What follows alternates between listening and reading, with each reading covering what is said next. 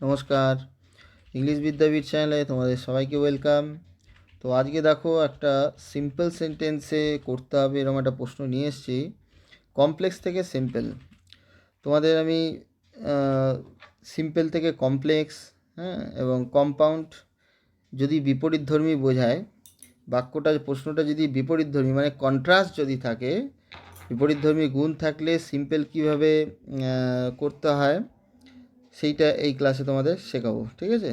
আগের দুদিন আগেই আমি কমপ্লেক্স এবং কম্পাউন্ডের উপরে করিয়েছি যদি কন্ট্রাস্ট বোঝায়। তো এই ক্লাসে দেখো সিম্পল কীভাবে করতে হয় সহজভাবে শেখাচ্ছি। তো সিম্পল সেন্টেন্স কী জিনিস তোমাদের আগে জানতে হবে। প্রথমে তো ভার্ব অ্যান্ড টেন্স ক্লিয়ার থাকা দরকার, এ তো আমি বলেই থাকি। না থাকলে অবশ্যই প্লেলিস্টে গিয়ে নিজেদের প্রয়োজন অনুসারে দেখে নেবে, হ্যাঁ, সব ক্লিয়ার হয়ে যাবে। দেখো সিম্পল সেন্টেন্স একটাই ফাইনাইট ভার্ব নিয়ে থাকে। ফাইনাইট ভার্ব টেন্সের গঠনে যে ভার্ব থাকে, ভার্ব ব্যবহার অনুসারে আবার দু প্রকারের, ফাইনাইট নন ফাইনাইট। যে ভার্ব টেন্সের গঠনে থাকবে তাকে ফাইনাইট ভার্ব, যে ভার্ব টেন্সের গঠনে থাকবে না তাকে non finite verb. Non finite verb সমস্ত ধরনের বাক্যে অ্যাপ্লাই করা যায়, সে সিম্পল হোক, কমপ্লেক্স হোক, কম্পাউন্ড হোক।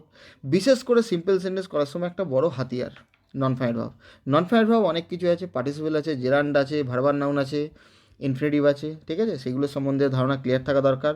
আমি বিভিন্ন ক্লাস তোমাদের যখনই নিই, সেই প্রসঙ্গ এলো ক্লাস করাতে করাতেই, তোমরা যারা আমার ক্লাস দেখো জানো, সেগুলো আমি বুঝিয়েই দিই তোমাদের, করাতে করাতে প্র্যাকটিসের মাধ্যমেও তোমাদের শিখিয়ে দিই। ইনফিনিটিভের ব্যবহার হোক, পার্টিসিপেলের ব্যবহার হোক, অবশ্যই ওর উপর বিস্তারিত ডিটেলসে ক্লাস, থিওরির ক্লাস, পার্টিসিপেল, জেরান্ড মানে পুরো নন ফাইনাইট চ্যাপ্টার, এগুলো আমি নিয়ে আসবো ভবিষ্যতে।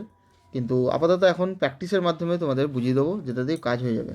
মানে অত ডেপথে না গিয়েও তোমরা পারবে আরামসে। তো সিম্পল সেন্টেন্স কী জিনিস বললাম, একটাই ফাইনাইট ভার্ব থাকবে, মানে টেন্সে গঠনের ভাব। অত কিছু গ্রামারের বইয়ের ডেফিনেশন জানতে হবে না, তোমাকে মুখস্থ করার কোনো প্রয়োজন নেই। জাস্ট বোঝো ভার্ব অ্যান্ড টেন্সের যদি তোমার ক্লিয়ার থেকে থাকে তাহলে তুমি ফাইনাইট ভার্ব নিয়ে তোমার কোনো চিন্তা নেই, ঠিক আছে। আর যে ভার্ব টেন্সে গঠনে থাকবে না তাকে নন ফাইনাইট ভার্ব।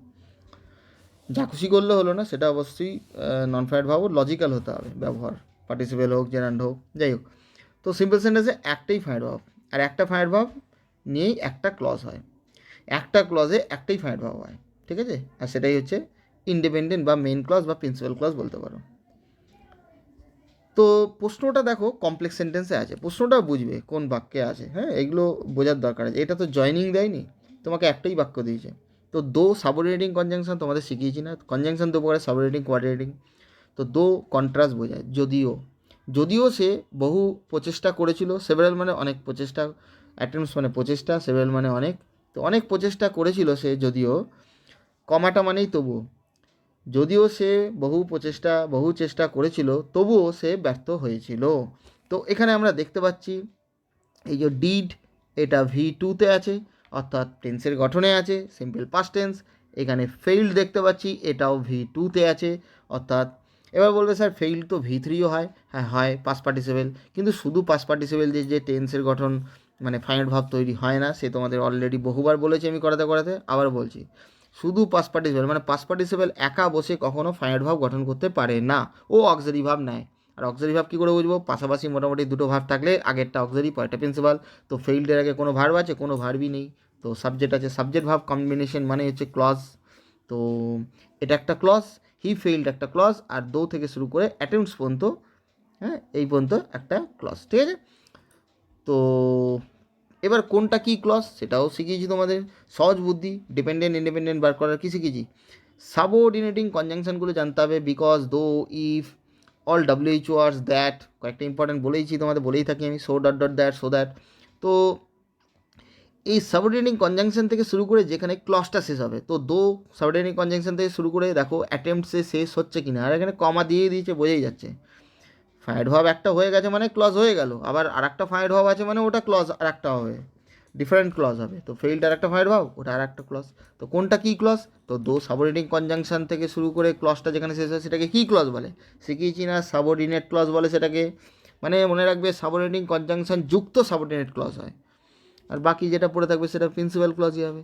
এবার তোমাদের মনে হবে স্যার ওটাও তো ডিপেন্ডেন্ট বা সাবঅর্ডিনেট ক্লজ হতে পারে, হি ফেইল্ড, কী করে বুঝবো ওটা প্রিন্সিপাল বা ইন্ডিপেন্ডেন্ট ক্লজ। আরে সাবঅর্ডিনেট ক্লজ সাবঅর্ডিনেটিং কনজাংশন যুক্ত হয়, তো হি এর আগে কোনো সাবঅর্ডিনেটিং কনজাংশন আছে নেই, তার মানে ওটা 100% ইন্ডিপেন্ডেন্ট বা প্রিন্সিপাল বা মেন ক্লজই হবে।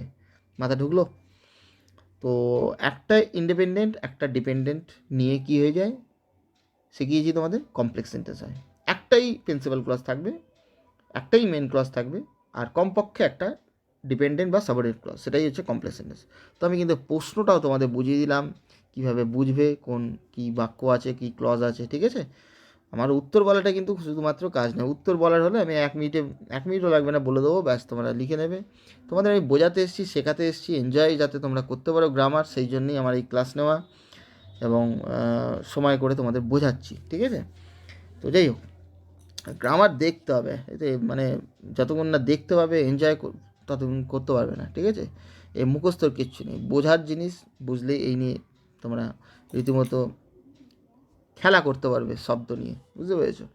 তো যাই হোক, যদিও সে তাহলে এখানে দুটো ক্লজ হয়ে গেলো, আমাকে করতে হবে একটা সিম্পল সেন্টেন্স। তো সিম্পল সেন্টেন্সে একটাই ফাইনাইট ভাব থাকবে, তো এখানে তো বাক্যটাতে দুটো ফাইনাইট ভাব আছে, তাহলে কী করব, একটাকে নন ফাইনাইট করে দেবো, বুঝতে পারলাম, নন ফাইনাইট করে দেবো, বা যে কোনো প্রকারে হাঁটাতে হবে। তো সিম্পল সেন্টেন্স করার অনেক পন্থা আছে, তার মধ্যে অন্যতম একটা হাতিয়ার হচ্ছে নন ফাইনাইট ভাব, ঠিক আছে। আরও আছে নাউন অ্যাপোজিশন, এটা সেটা অনেক কিছু আছে, করাতে করাতে আমি বলবো। তো এই হচ্ছে ব্যাপার। এইবারে দেখো, প্রশ্নটাতে যেহেতু কন্ট্রাস্ট আছে, যে সে চেষ্টা করেছিল কিন্তু ব্যর্থ হয়েছিল, তবুও সে ব্যর্থ হয়েছিল, ঠিক আছে, চেষ্টা করা সত্ত্বেও সে ব্যর্থ হয়েছিল। তো যখনই কন্ট্রাস্ট বোঝাবে, মানে বিপরীত ধর্মী একটা ব্যাপার থাকবে, তখনই তোমার সিম্পল সেন্টেন্সে মনে রাখবে, একটা সহজ বুদ্ধি বলে দিচ্ছি, ইনস্পাইট অফের ব্যবহার আছে। কিসের ব্যবহার আছে?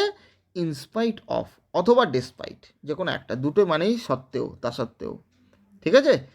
এইটা তোমাকে মাথায় রাখতে হবে। তো ইনস্পাইট অফের ব্যবহার সাধারণত সিম্পল সেন্টেন্সে আমরা শুরুতেই করে থাকি।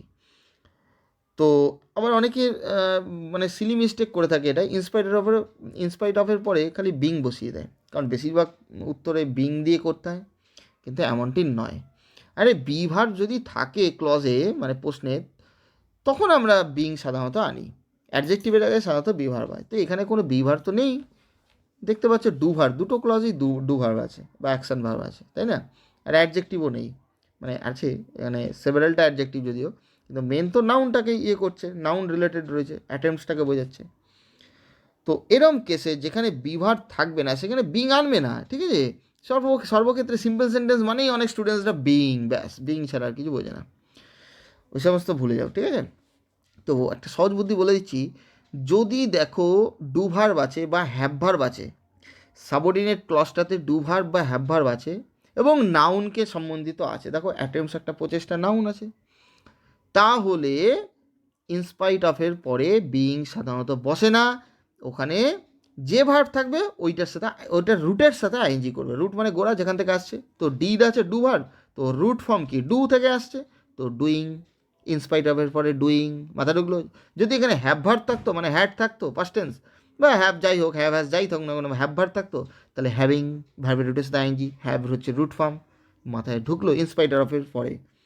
আর ডেসপাইটও করতে পারো, ডেসপাইটের পরে অফ হয় না, এটা মাথায় রাখবে, এটাও কিন্তু অনেকে জানে না, ভুল করে, ডেসপাইট ডুইং এখানে হবে, মাথায় ঢুকলো। আর আরও একটা বুদ্ধি বলে দিচ্ছি তোমাদের, নাউনকে রিলেটেড যদি নিয়ে হয়, এখানে অ্যাটেম্পস দেখতে পাচ্ছ, সাবঅর্ডিনেট ক্লজে যদি নাউনকে সম্বন্ধিত নিয়ে হয়, যে সে কিছু করেছিল অমুক কিছু, তো অ্যাটেম্পস এখানে নাউন দেখতে পাচ্ছ, মেন অ্যাডজেক্টিভ নেই, মানে অ্যাডজেক্টিভেই থেমে থাকিনি, নাউন রয়েছে।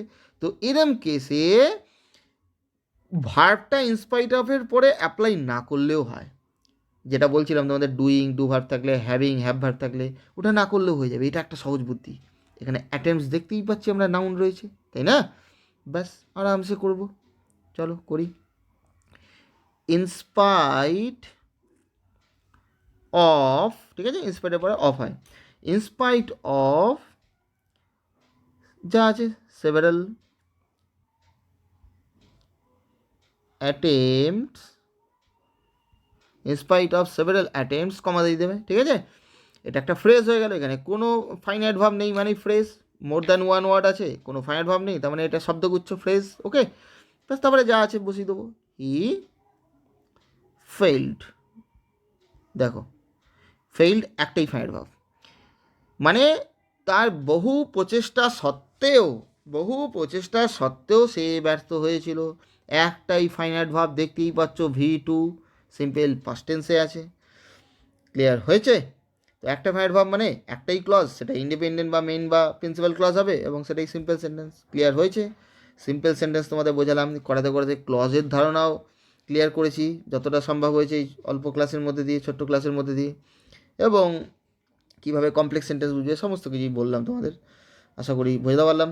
তো এটাকে আরও একভাবে বলে দিচ্ছি তোমাদের, ইনস্পাইট অফ, আচ্ছা এটা ডেসপাইট দিয়ে করি, হ্যাঁ, কারণ ইনস্পাইট অফ দিয়ে তো করলাম, বুঝতে পেরেছো? এটা ডেসপাইট দিয়ে করি, দেখো ডেসপাইট, কিন্তু ডেসপাইটের পরে কি বললাম? অফ হবে না, ওকে।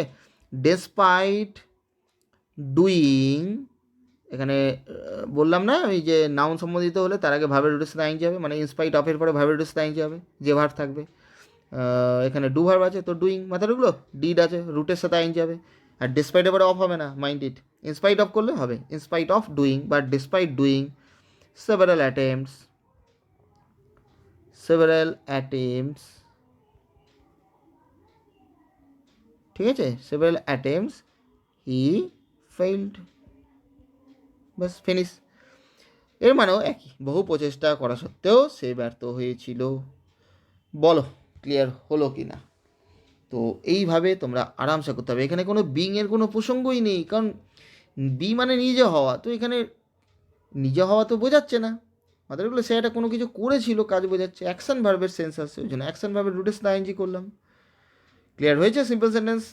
তো এইভাবে তোমরা কমপ্লেক্স থেকে সিম্পল আরামসে করতে পারবে। মানে কন্ট্রাস্ট যদি বোঝায়, বিপরীতধর্মী যদি বোঝায়, সিম্পল সেন্টেন্স কী দিয়ে সাধারণত আমরা করি? ইনস্পাইট অফ দিয়ে শুরুতেই সাধারণত হয়, ইনস্পাইট অফ বা ডিসপাইট। তারপরে অ্যাডজেক্টিভ রিলেটেড হলে তার আগে বিং করব, আর নাউন রিলেটেড হলে যেমনি অ্যাটেম্পস ছিল তার আগে যে ভার্ব থাকবে তার সাথে রুটের সাথে আইনজি, ডু ভার্ব থাকলে যে ভার্বটা থাকবে তার রুটের সাথে আইনজি। যদি এটা মেড থাকতো তাহলে মেকিং করতাম, ডিড আছে ও রুটের সাথে আইনজি করেছি ডুইং, আর হ্যাভ ভার্ব থাকলে হ্যাভিং, আর একটা কী বললাম তোমাদের, নাউন রিলেটেড থাকলে ভার্বটা ছাড়াও হয়, এই যেমনি করলাম in spite of several attempts, in spite of doing করলাম না, দেখো ক্লিয়ার হয়েছে? কিন্তু বি ভার্বের ক্ষেত্রে এটা কিন্তু হবে না, বিইং তোমাকে করতে হবে যদি বি ভার্বের সেন্স আসে। তো আশা করি বুঝতে পারলাম, কোনো জায়গায় একবার বুঝতে অসুবিধা হলে সেই জায়গাটা প্রয়োজনে বারবার শুনে নেবে, এই সুবিধা তোমাদের কাছে আছেই। তো এরকম ধরনের ক্লাস আমি নিয়ে আসতে থাকবো, ঠিক আছে, সিম্পল সেন্টেন্সের উপরে বহু এরকম ব্যবহার আছে, তোমাদের ভ্যারাইটি ব্যবহার আছে, সিম্পল সেন্টেন্স শুধু একভাবে হয় না। তো মিসেলেনিয়াস এক্সারসাইজ, মিক্সড এক্সারসাইজও নিয়ে আসতে থাকবো। আর নিজেরা অবশ্যই তোমরা প্লে লিস্ট থেকে দেখে নেবে, যাদের যা ক্লিয়ার নেই।